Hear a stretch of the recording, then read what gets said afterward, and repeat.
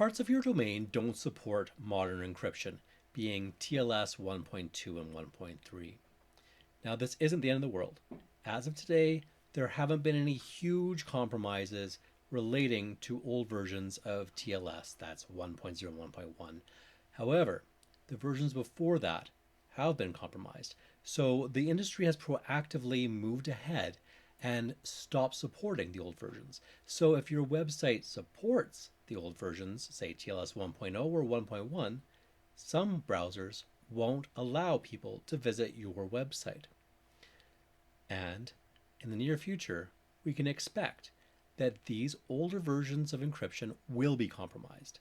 So instead of actually showing this as a big vulnerability that's a hair on fire emergency, it's more of a reflection that whoever is administering your website and other internet assets haven't been keeping them up to date. And that is actually a much bigger threat than the old encryption by itself.